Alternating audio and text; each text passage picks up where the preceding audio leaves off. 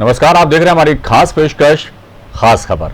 खास खबर में हमारा फोकस होता है उन खबरों पर जो दिन भर की सुर्खियां होती हैं। ऐसी ही कुछ खबरें हम लेकर आए हैं इस खास पेशकश में।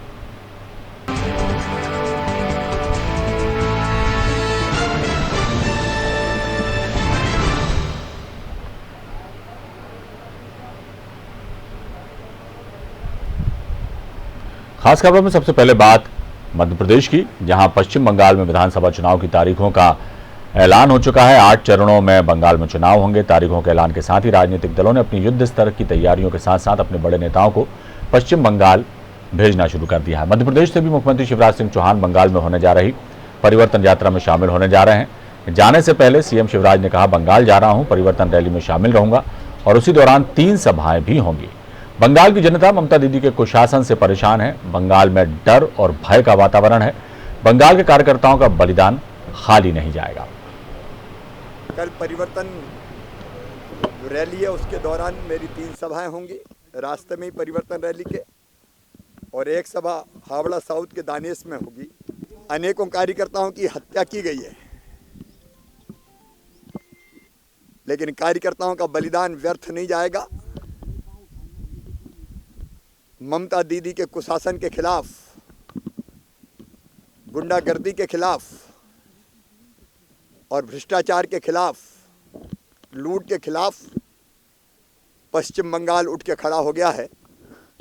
भारतीय जनता पार्टी को शानदार सफलता मिलेगी। अगली सरकार भारतीय जनता पार्टी बनाए। कल परिवर्तन जो रैली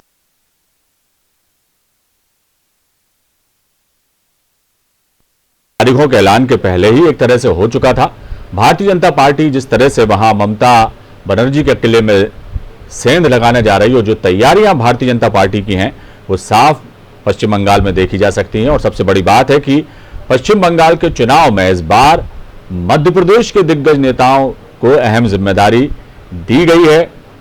कैलाश विजयवर्गीय, डॉक्टर नरोत्तम मिश्रा, विश्वास सारंग, इन्हें तो अहम जिम्मेदारी दी ही गई है। साथ ही अब वहां होने जा रही परिवर्तन रैली में मुख्यमंत्री शिवराज सिंह चौहान भी शामिल होने जा रहे हैं, जो वहां हुंकार भरेंगे, जिससे साफ दिख रहा है कि किस तरह से भारतीय जनता पार्टी के नेतृत्व ने मध्य प्रदेश के बीजेपी नेताओं पर भरोसा जताया है और पश्चिम बंगाल का किला फतेह करने के लिए जो तैयारियां हैं वो साफ दिखाई दे रही हैं। और इस खबर पर हम सीधे चलते हैं। हमारे स्टेट हेड राजेश सक्सेना हमारे साथ लाइव जुड़े हुए हैं। राजेश जी, पहले कैलाश विजयवर्गीय, उसके बाद डॉक्टर नरोत्तम मिश्रा, उसके बाद विश्वास सारंग, और अब खुद मुख्यमंत्री शिवराज सिंह चौहान जो हैं बंगाल के दौरे पर जा रहे हैं, जहां वो परिवर्तन रैली में शामिल होंगे, 3 सभाएं भी लेंगे और एक तरह से हुंकार भरेंगे तृणमूल कांग्रेस के खिलाफ। भाजपा ने ऐसा कोई भी जो है मौका हाथ से वो जाना देना नहीं चाहती है। बंगाल में ममता दीदी के किले में सेंध लगाने की जो कोशिश है, जो तैयारी है, वो साफ दिखाई दे रही है। क्या कहेंगे?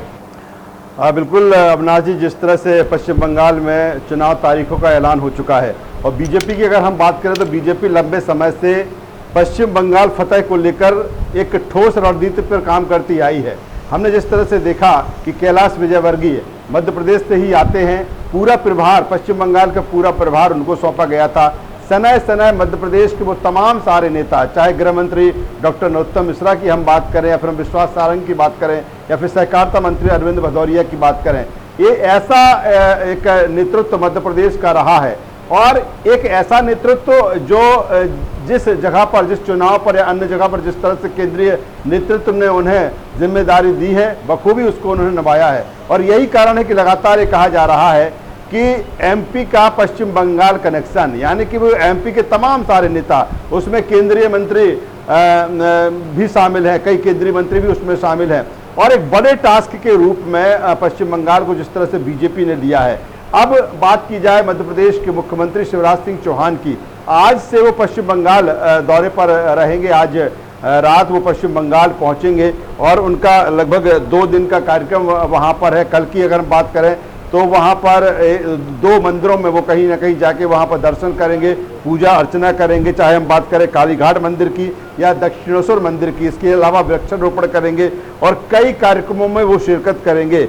इसके अलावा मुख्यमंत्री शिवराज सिंह चौहान जो परिवर्तन रैली है उसमें शिरकत करेंगे। कोलकाता के निकट धूलागोरी मोड़ से हावड़ा साउथ तक परिवर्तन जो रैली निकाली जाना है अविनाश जी, उसमें वो शिरकत करेंगे। कुल मिलाकर यही है कि अब पूरी तरीके से बीजेपी पश्चिम बंगाल के मोड़ पर है, चूंकि चुनाव तारीखों का ऐलान हो चुका है और पूरी ताकत बीजेपी पश्चिम बंगाल में झोंक रही है। और हमने जिस तरह से देखा कि आरोप प्रत्यारोप का दौर जिस तरह से चला अविनाश जी पश्चिम बंगाल में, खासतौर पर जिस तरह से बीजेपी ने कहा और जो तमाम सारे कार्यकर्ताओं की वहां पर हत्या हुई, तो एक बड़ा मुद्दा बीजेपी ने पश्चिम बंगाल में बनाया है।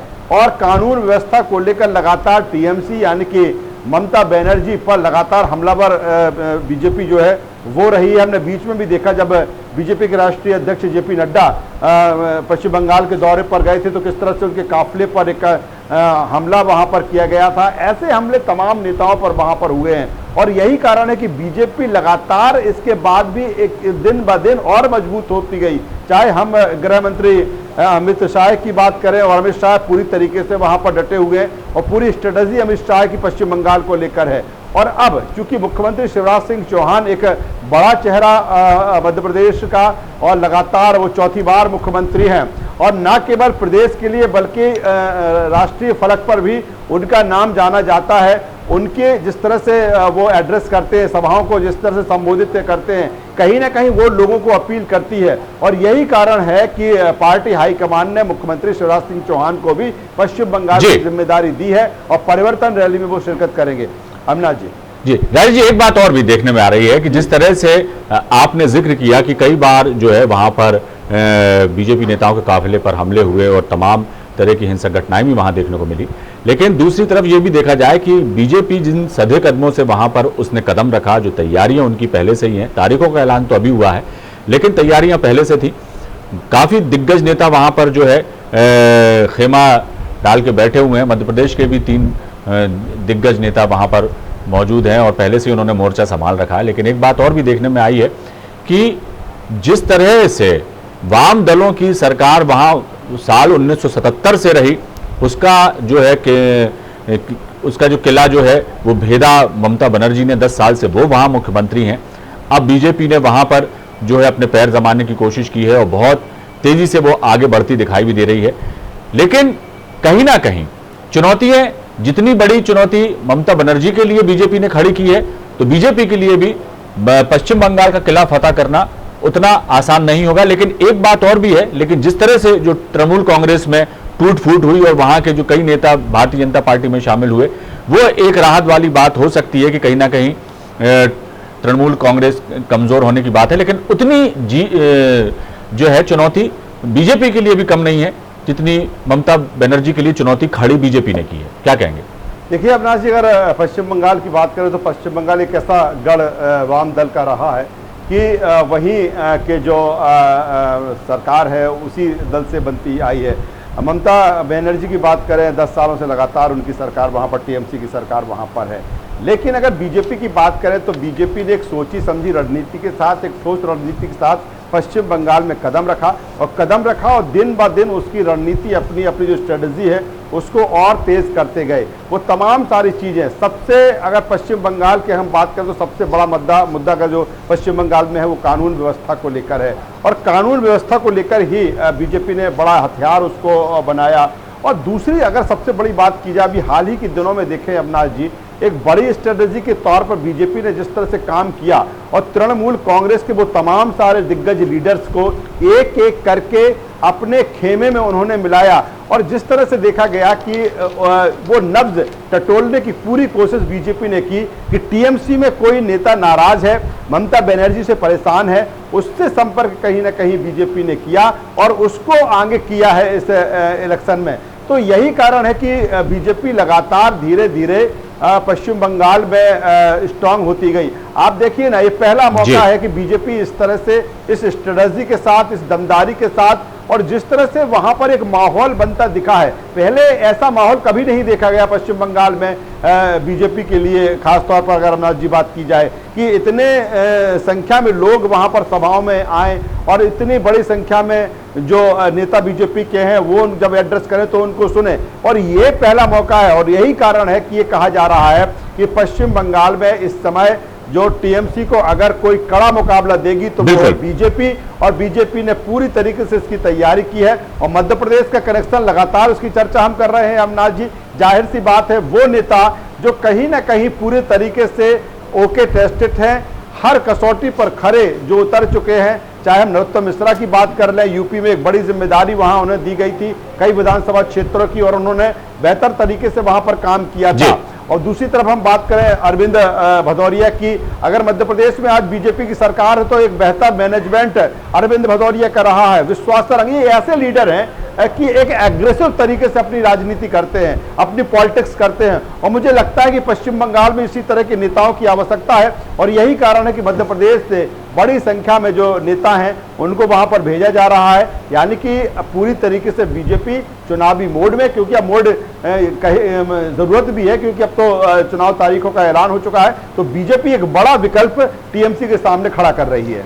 चलिए अब देखना होगा आने वाले समय में पश्चिम बंगाल में जुबानी जंग भी तेज होगी, वार होंगे, पलटवार होंगे, और भी बहुत कुछ वहां पर अभी देखने को मिलेगा, क्योंकि घमासान तो अभी शुरू ही हुआ है। लेकिन नतीजे क्या आते हैं, जनता किसको जीत का ताज पहनाती है, ये देखने वाली बात होगी। बहुत बहुत शुक्रिया राजेश जी इस तमाम जानकारी के लिए।